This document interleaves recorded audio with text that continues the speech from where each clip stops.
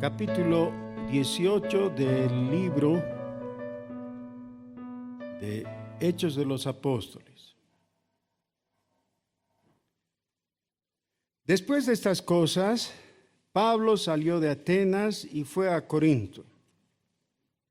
Y halló a un judío llamado Aquila, natural del Ponto, recién venido de Italia con Priscila su mujer, por cuanto Claudio había mandado que todos los judíos saliesen de Roma.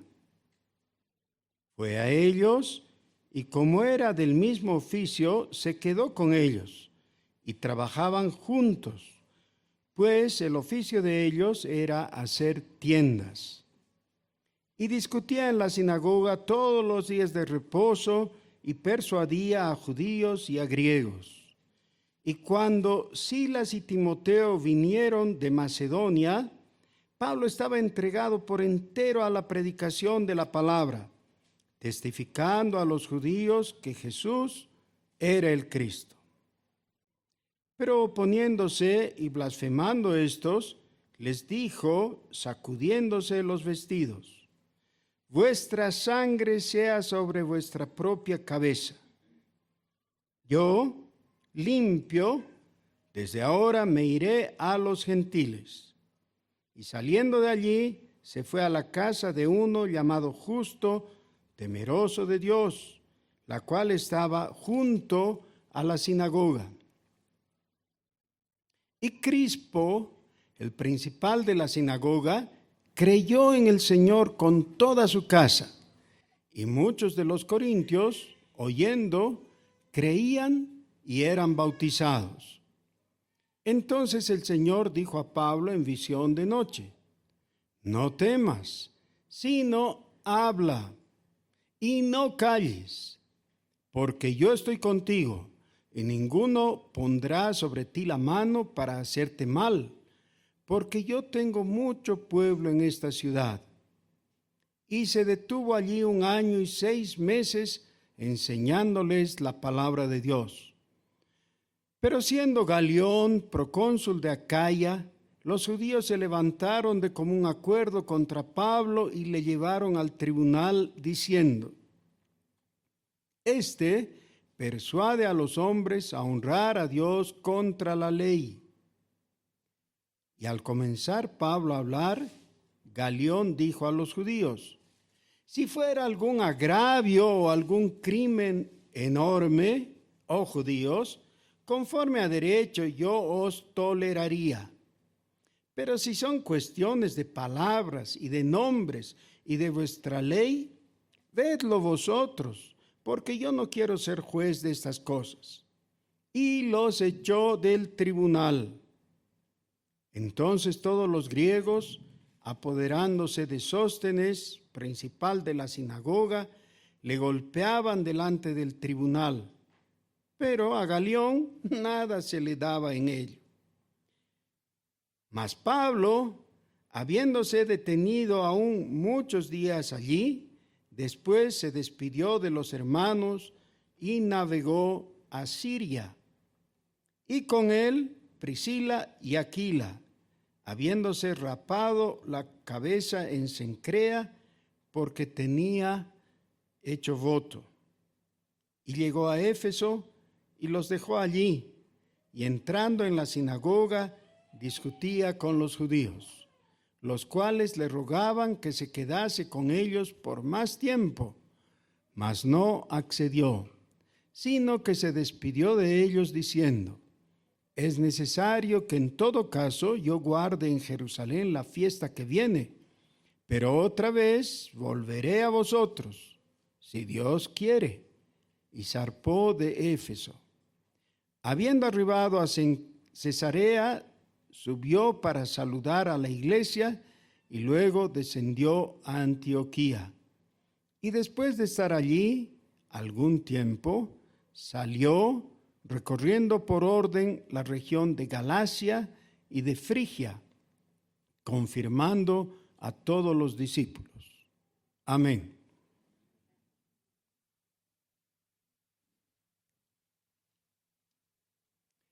Obviamente se necesita recurrir a los mapas. Así que tengan un dedo ya puesto cerca de la página donde tienen el mapa. Algunas Biblias tienen sus mapas adelante, otros en la última página, pero cada vez que vean un nombre necesitan conocer el lugar.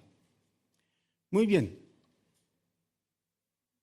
Para beneficio de los que no han estado atentos o no han estado las semanas anteriores, recordemos que hemos seguido el segundo viaje misionero del apóstol Pablo. A diferencia del primero, que fue acompañando a Bernabé, en este segundo viaje misionero fue de compañero de otra persona, alguien que se le llama Silas o Silvano. Este nuevo compañero realmente fue muy eficaz porque estuvo en los momentos en que seguramente el apóstol Pablo fue muy presionado por las circunstancias. Yo francamente admiro a esa gente antigua que viajaba como el Señor Jesús a pie, caminando enormes distancias. Gran parte de los viajes de Pablo los hizo caminando, a veces navegando, pero no navegaba en yates de lujo, ¿no? Navegaba en esos barcos antiguos que no ofrecían muchas comodidades. Navegaba o viajaba por lugares hostiles y no se puede decir que era para nada algo de turismo o de vacaciones o algo así. Era difícil. ¿Cuánto viajó? Realmente se puede hacer ese cálculo si es que uno ve los mapas. Hasta ahí hay una escala que nos permitiría saber cuántos kilómetros recorrió. Principalmente encontrando a las comunidades judías que tenían sus sinagogas y en las sinagogas predicaba el evangelio, puesto que ya tenían los judíos un trasfondo religioso de conocimiento de la palabra de Dios en el Antiguo Testamento que les permitía entender el mensaje. Bueno, los que entendían, porque los otros, siendo contumaces, rechazaban el mensaje del Señor. En este segundo viaje misionero hemos visto que han habido momentos en que el apóstol no sabía qué hacer. Quería ir a un lugar y dice que el Espíritu le prohibía. Y cuando quería ir al otro se veía impedido. Es muy interesante porque también se refiere a algunas situaciones en las que Satanás se opuso. Ahora, si Satanás se opone, eso no es tan grave porque el Señor es más poderoso, pero cuando la persona quiere hacer algo y Dios mismo se lo impide, ¿cómo proceder? Ese era el dilema. Bueno, esa era la situación en que se encontró antes de cruzar del Asia a Europa. Para nosotros ahora es fácil determinar eso, pero en esos tiempos en realidad no significaba mucho porque la cultura de la cuenca del Mediterráneo era más o menos homogénea. Los griegos habían colonizado todo el mundo conocido. Y el idioma en que hablaban prácticamente todos era el griego para comunicarse entre unos y otros pueblos. Pero ahora el apóstol Pablo, según el versículo 1, deja la ciudad de Atenas. Recuerden ustedes, Atenas era el lugar importante del mundo griego clásico, ya en la gran época antigua.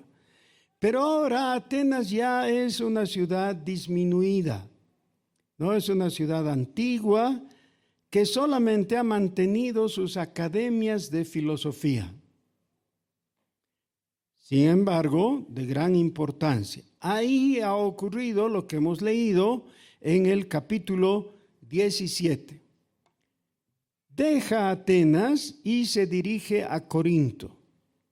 Corinto es en este momento la capital de Grecia, que para los romanos se llamaba Acaya. Ya los romanos habían cambiado el nombre de Grecia por Acaya, y su nueva capital era la ciudad de Corinto. Ahí ha llegado.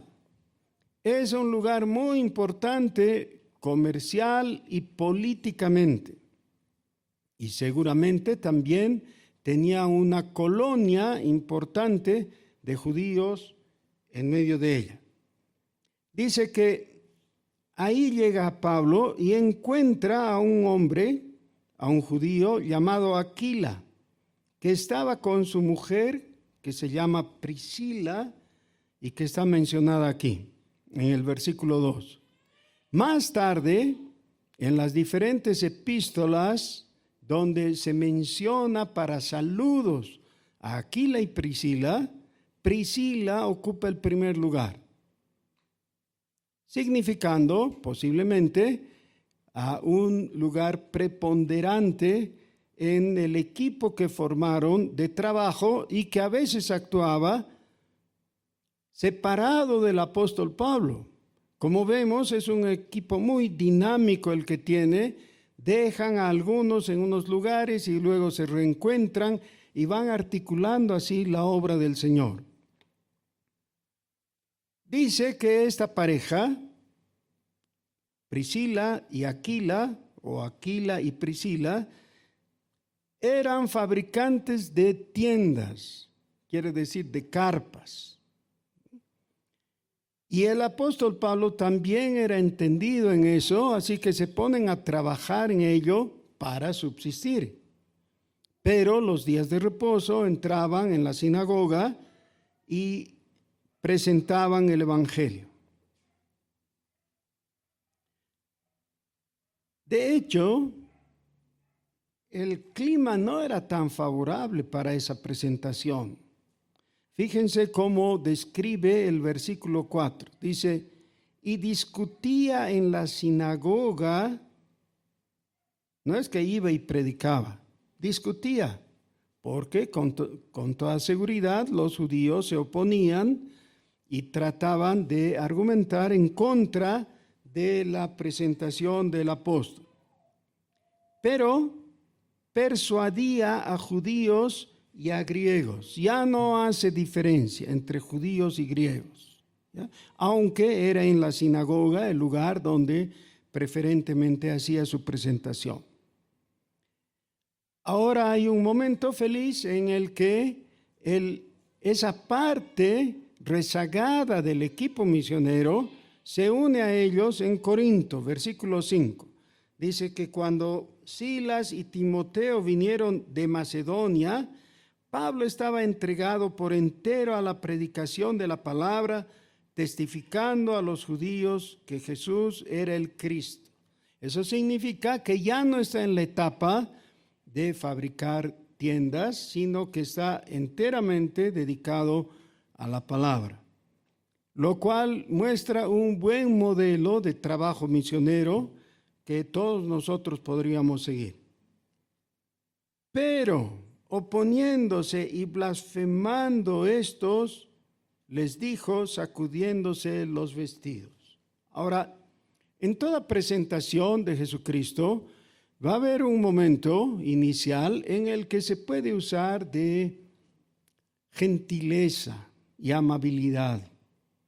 Pero indefectiblemente, si la gente se mantiene reacia a escuchar, claro, la conversación se va a tornar en discusión y los ánimos van a subir, se van a encender, y en el caso de los judíos esto logra que ellos saquen lo que realmente había en su corazón.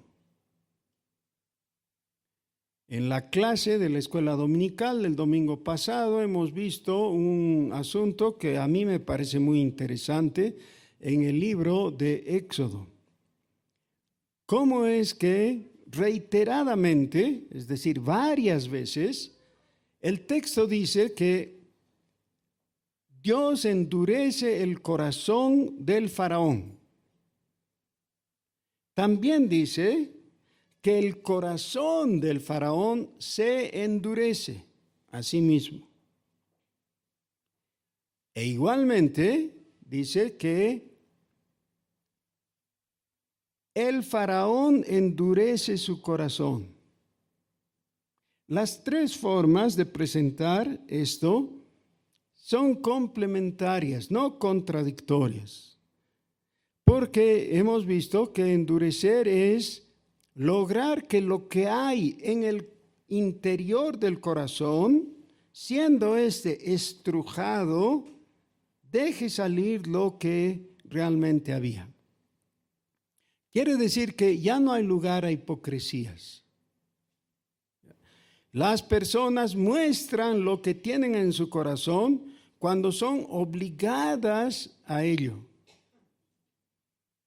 En el caso de Éxodo, lo que se ve es que el faraón tenía que actuar de acuerdo a lo que realmente sentía y creía, porque Dios lo obliga a eso. Eso es que endurece su corazón. La pregunta fácil de hacer es, ¿qué hay en tu corazón? Y tal vez tú quieras encubrir. Esa es la hipocresía. Y decir que sí cuando piensas que no. Pero ¿qué hay?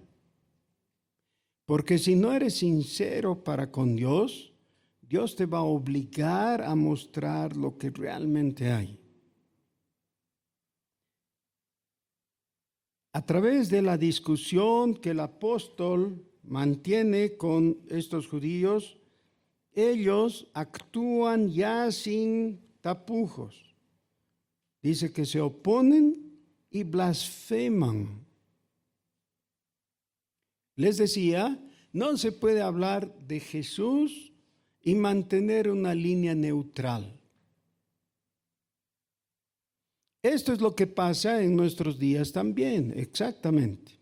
Hay personas que quieren adquirir o establecer una posición neutral respecto a Jesús.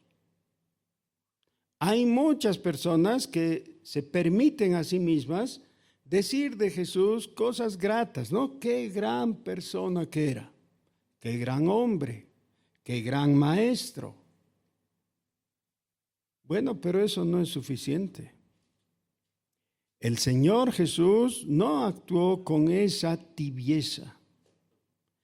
Cuando le tocó actuar, Él dio su vida por nosotros para convertirse en nuestro Redentor, en nuestro Salvador. Por tanto, no puedes tú simplemente decir, sí, Jesús, qué buen hombre. No, lo que necesitas es definir en tu corazón si vas a creerle y vas a adorarle. Aún hay algunas personas que reciben un beneficio muy concreto de parte de Dios por Jesús. Por ejemplo, una sanidad de su cuerpo. Y la reciben. Y luego, claro, hablan bien de su sanador, pero hasta ahí llega.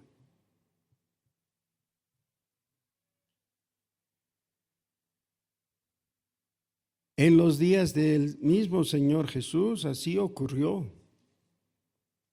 Algunos de los que fueron sanados por Él, luego fueron interrogados, fueron preguntados y les dijeron, ¿y tú qué dices? El personaje que más me gusta y me impresiona y realmente me inspira mucho es aquel hombre que era ciego de nacimiento. Él estaba así, ciego. El Señor le pregunta. Uno diría, ¿para qué le pregunta? Claro, pues que quiere llegar a ver. Pero Jesús le pregunta y el hombre contesta, quiero recibir la vista. Entonces Jesús hace barro con el polvo del piso y su propia saliva y le unta en los ojos. Y lo manda al Siloé para que se lave y vuelva.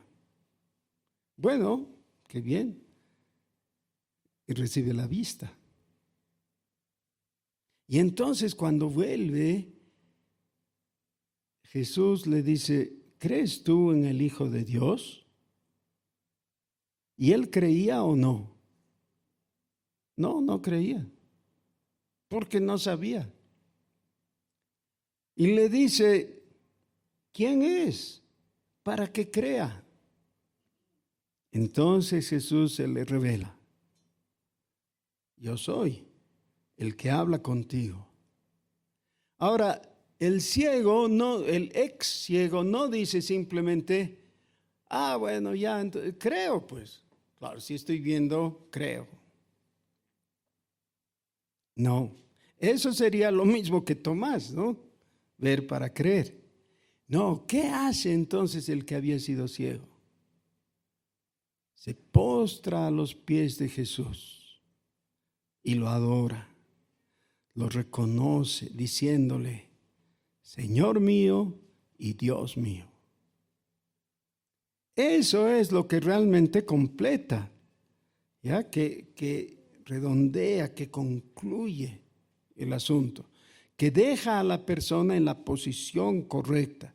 No es el creer de la Biblia, no es una aceptación intelectual y nada más.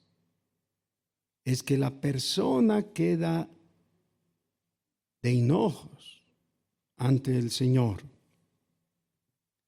Bueno, lo contrario es lo que hicieron estos judíos. Dice que blasfemaron. Y el apóstol les dice, la sangre de ustedes sea sobre sus propias cabezas. Yo estoy limpio de ustedes. ¿Por qué? Pues ya les he predicado, les he hablado. Ya saben lo que tenían que saber.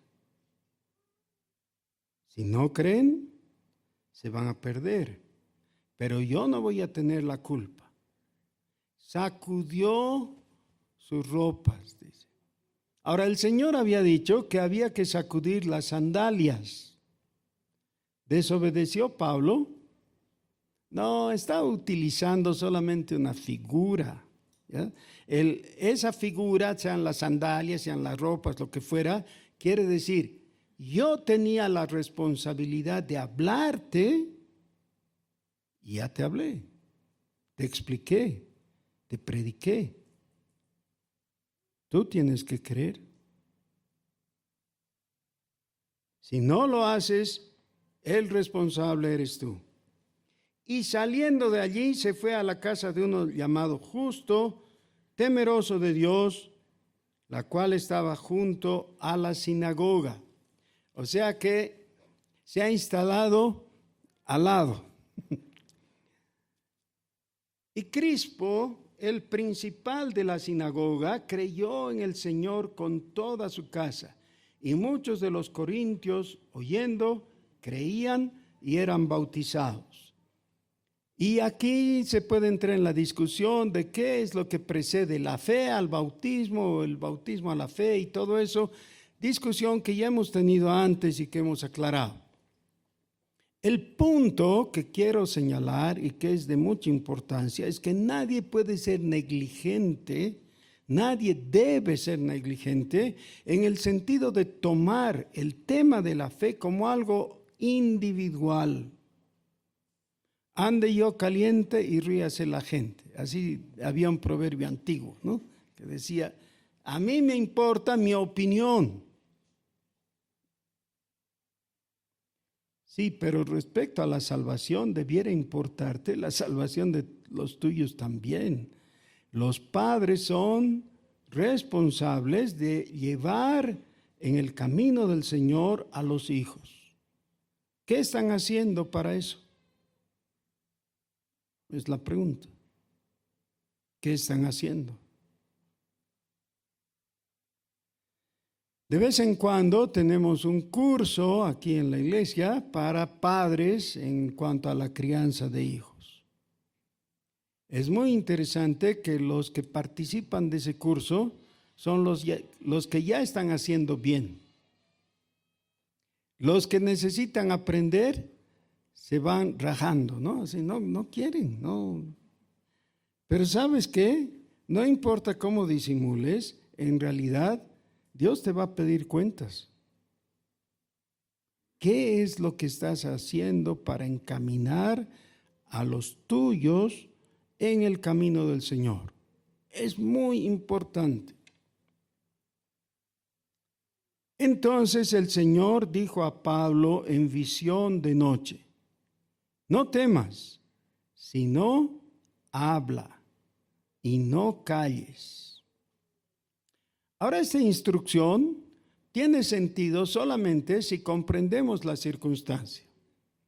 Porque si tú tocas el brazo de la persona que tienes a tu lado y le dices, no temas, ¿qué va a pasar? Te va a sonreír y te va a decir, no temo. Claro, en este momento no hay peligro, no hay amenaza, no va a temer. ¿A quién es necesario decirle que no tema? Al que está en peligro, al que está enfrentando persecución o dificultad. ¿Por qué habría de temer Pablo?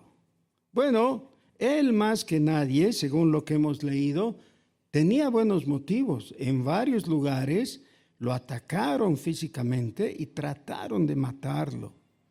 En más de un lugar lo dejaron por muerto después de haberlo apedreado. Claro que había motivos, porque ahora ha llegado a parar en un lugar que es la casa de Justo, que está al lado de la sinagoga. Así que podía haber una agresión en cualquier momento.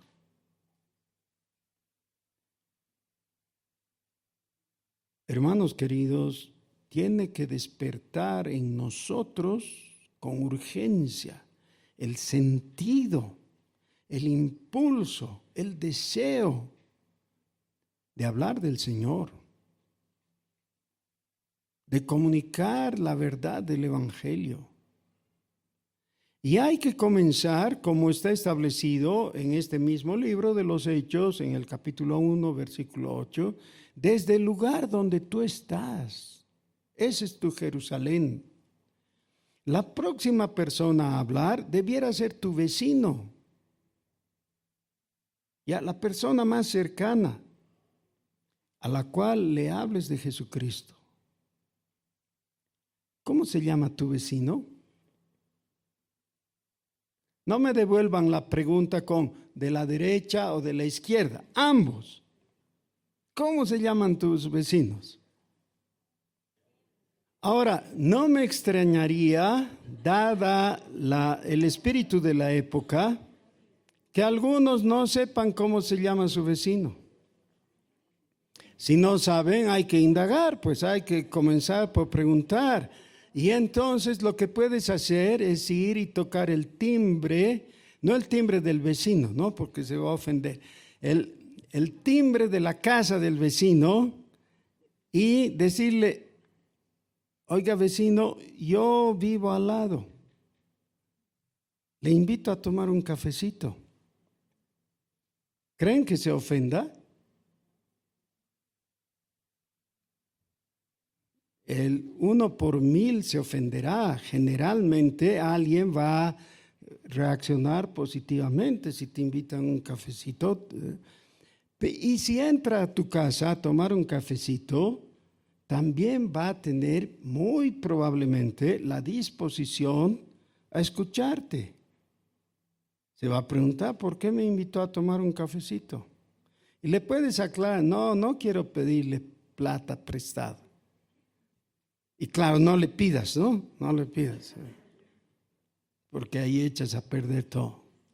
Pero le puedes pedir que vaya y te presentas a tu familia, quizás conozcas a la suya, y al tomar el cafecito le hablas de tu fe en Jesucristo. ¿Qué tal? Digan algo, por favor. Ya pues hay que hacer cosas de ese tipo, ¿no? Bueno, puede ser que haya una reacción como la de los judíos, pero el Señor todavía está diciendo lo mismo y sus palabras son: no temas, sino habla. Y ahora si la próxima semana te pregunto, ¿hablaste al vecino? No necesito preguntarte por qué no, es porque temiste. ¿No ves? Si no hablaste, es porque has dado lugar a tu temor. Pero el mandamiento es: no temas. Si alguien dice, sí, pero ¿y de dónde saco cafecito? Porque en mi casa no tomamos café, solo tomamos matecito. Ya pues invítele matecito, que ese no es el problema. Si quieres seguir otra metodología o lo que sea, está bien, no hay problema. La cosa es que llegues a obedecer a Dios y que no temas y que hables y no calles, dice. No calles. Anaí, con todo respeto y cariño, muévele el barbijo a tu papá, tómale el mentón con todo cariño y dile: no calles.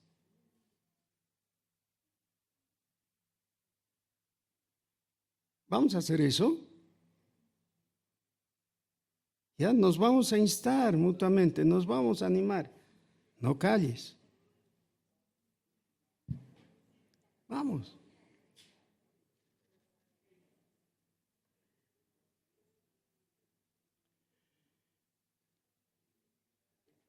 Pero no es una mera instrucción, no es una orden y nada más. Hay una buena razón.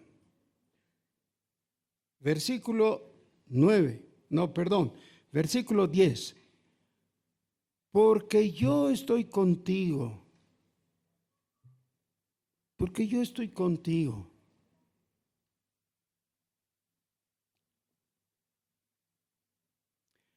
Recuerdo el capellán del seminario donde he estudiado, que una vez le fueron a preguntar: pastor, yo no sé qué pasa, pero no siento a Dios conmigo. Él le dijo a la persona que fue a preguntarle: necesitas ir y hablar al próximo que aparezca de Jesucristo. Pero ¿y si no siento? Bueno, por eso, anda y háblale. Cuando hables de Jesucristo, vas a sentir que Dios está contigo. Es al revés de lo que esperaríamos, ¿no es cierto? Primero sentir, después hacer. No, la instrucción viene primero. No calles. Habla, predica. Yo estoy contigo. Y ninguno pondrá sobre ti la mano para hacerte mal, porque yo tengo mucho pueblo en esta ciudad. Ahora, Dios no le está diciendo: yo tengo mucho pueblo, ellos te van a defender. Ellos nunca se han parado en la cantidad. Lo que le está diciendo es: yo tengo mucho pueblo, pero en el sentido de que ese es el pueblo que él, el apóstol, tiene que ganar. Son los elegidos de Dios. Y aquí viene la explicación a todos los que se hacen el embrollo con la predestinación. Dicen, si ya hay predestinados, ¿para qué voy a predicar? Ya están predestinados, Dios los va a salvar. No, porque están predestinados, tú tienes que ir a predicarles. ¿Ya? No es un conflicto realmente. Y se detuvo allí 1 año y 6 meses enseñándoles la palabra de Dios. Parecería mucho tiempo, ¿no? 1 año y 6 meses. ¿Saben qué? En realidad no es tanto. Varios de ustedes están por más tiempo que ese. Algunos tendrían que agregarle un 0, ¿no? No 1 año y 6 meses, serían 18 meses, sino 180 meses. Y quizás por 2 o por 4. ¿Por qué estamos entonces con las manos una sobre otra?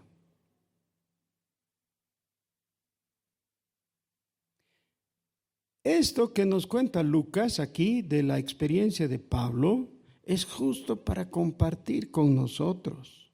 Es aquello que debiera, con variantes por supuesto, presentarse en nuestras vidas.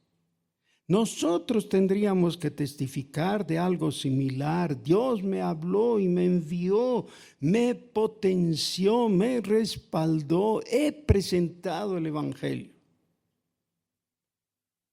¿Es seguro que todos aquellos a los que les hable se van a convertir? No, no hay tal certidumbre. Tú tienes que de limpia conciencia predicar el Evangelio. Algunos se van a convertir. Tú no sabes quiénes son los elegidos. Los elegidos se van a convertir. Pero siendo Galión procónsul de Acaya, los judíos se levantaron de común acuerdo contra Pablo y le llevaron al tribunal diciendo: este persuade a los hombres a honrar a Dios contra la ley. A ver, ¿cómo era la acusación?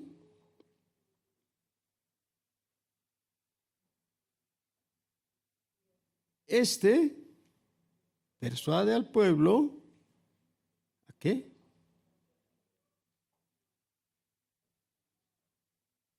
A honrar a Dios. ¿Qué tiene eso de malo?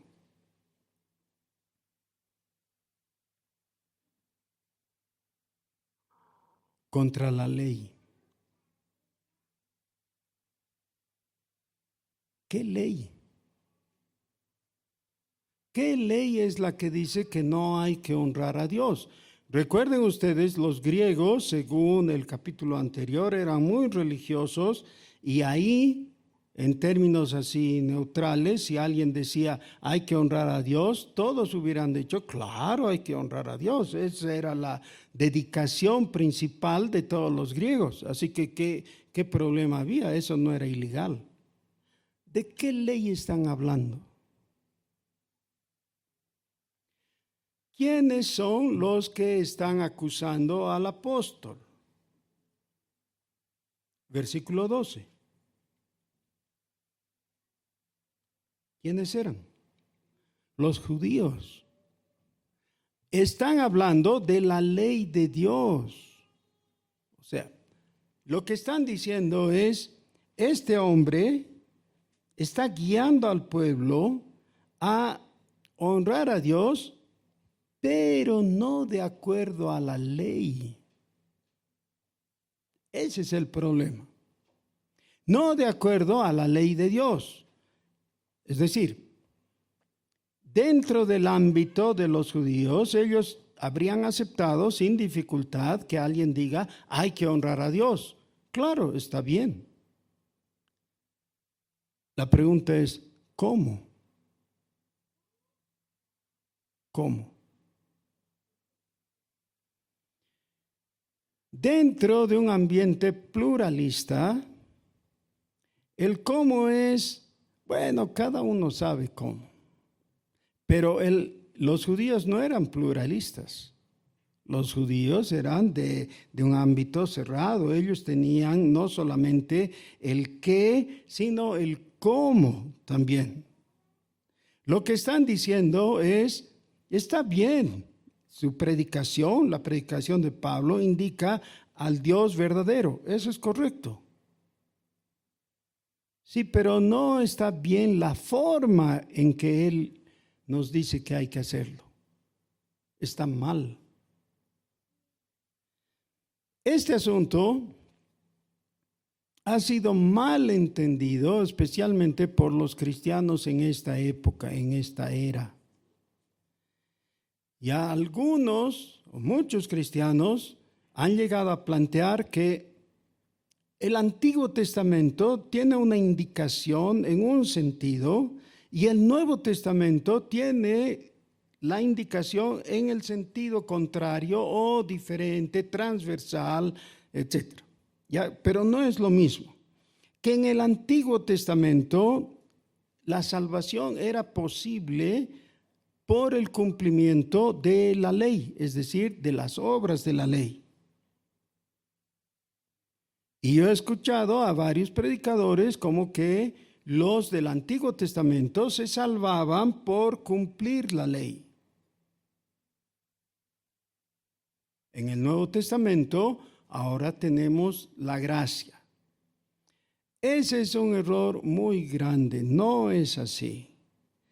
La palabra de Dios es de un solo Dios y por tanto es la misma palabra de Dios. Y la dirección de Dios va en el mismo sentido. La salvación siempre ha sido por la gracia de Dios en el Antiguo y en el Nuevo Testamento. Nunca ha habido salvación por obras. Nunca ha habido salvación por el cumplimiento de la ley. La diferencia entre la enseñanza del Señor Jesús y la del Antiguo Testamento no es tal. Esa es una confusión. La diferencia está en la interpretación que los judíos hacían del Antiguo Testamento, que era una interpretación errónea, puesto que la única y verdadera interpretación del Antiguo Testamento es la que hace el Señor Jesús. Por eso tenemos la exposición de 3 capítulos en el Evangelio según San Mateo, capítulo 5 hasta el 7.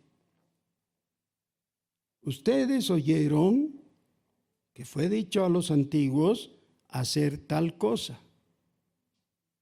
Y el Señor Jesús dice, pero yo os digo, y en ningún caso contradice a lo dicho por el Antiguo Testamento, sino a la interpretación de los rabinos en la época de Jesús y en la época intertestamentaria, que había cambiado el sentido del Antiguo Testamento y había fabricado una salvación por obras. El Señor Jesús, ni después los apóstoles, como el apóstol Pablo, estuvieron de acuerdo con el judaísmo, pero estaban totalmente enmarcados en la enseñanza del Antiguo Testamento. Quisiera estar seguro que he expresado exactamente lo que debo y que ustedes lo han entendido. Otra vez, no hay diferencia entre lo enseñado por Jesús y la enseñanza del Antiguo Testamento. No hay diferencia de dirección. Hay, por supuesto, diferencia de grado de revelación. En el Antiguo Testamento no tenemos toda la revelación.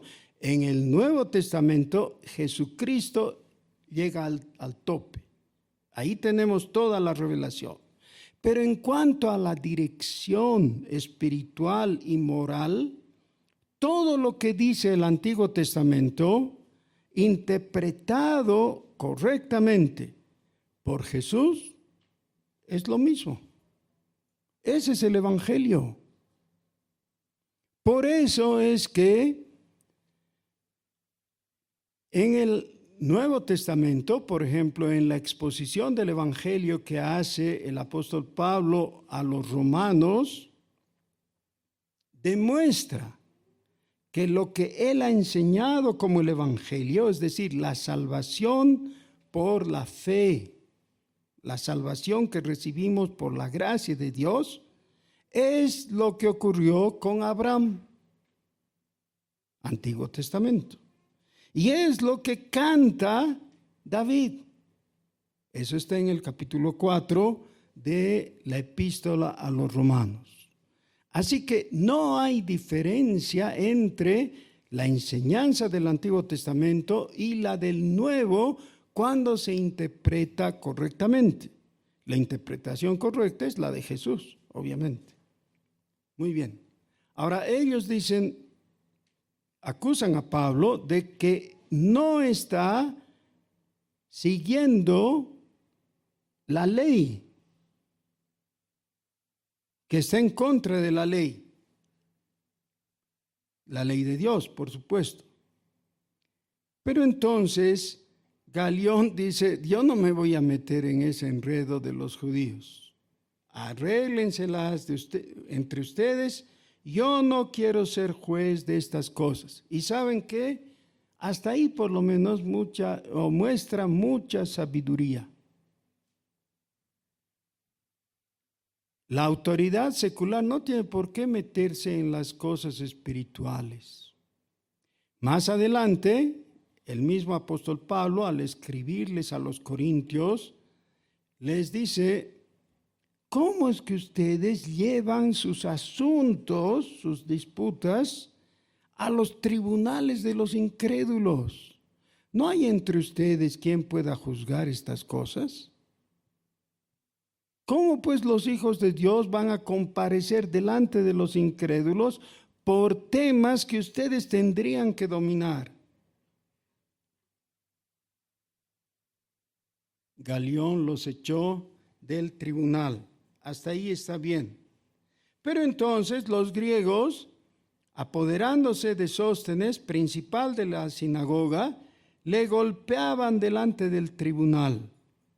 Pero a Galión nada se le daba de ello. Ahí está mal, porque él no actúa para guardar el orden y que se haga justicia. Mas Pablo, habiéndose detenido aún muchos más días, se despidió de los hermanos y navegó a Siria. Recuerden, por favor, que los dos viajes misioneros hasta ahora han partido de Antioquía de Siria. Así que está volviendo al lugar de origen en este viaje. Y con él, Priscila y Aquila, habiéndose rapado la cabeza en Cencrea porque tenía hecho voto. Y llegó a Éfeso. Ahora, aquí está lo interesante porque dice que parte a Siria. Siria está muy lejos. ¿Ya? Siria está al norte de Israel, en la parte occidental de el Medio Oriente, pero más bien en la parte oriental del Mediterráneo, ¿no? Quiere decir al extremo. ¿Cómo es que llegó a Éfeso? Éfeso está ahí muy cerquita de Grecia. ¿Cómo? Dice, llegó a Éfeso y los dejó allí y entrando en la sinagoga discutía con los judíos. Otra vez. Ahora, Corinto y Éfeso son dos lugares simbólicos del crecimiento de la iglesia en el primer siglo. Ambas ciudades con obra evangélica, producto del trabajo misionero del apóstol Pablo. Si ponemos atención, si miramos los mapas, vamos a ver cómo el Señor con toda sabiduría guía al apóstol y el equipo apostólico en la predicación y crecimiento de la palabra de Dios. Todo esto comenzó con el vecino, con el hermano. Eso es lo que vamos a hacer.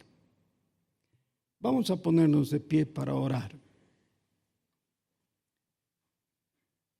Señor, Dios nuestro, hemos oído cómo le has hablado a Pablo y le has dicho que no tema y que no calle, que testifique, que predique a Jesucristo. Y sabemos que no solo a él le has hablado, sino a nosotros también. Te rogamos que abramos nuestro corazón y lo dispongamos a obedecerte. Por Jesús. Amén.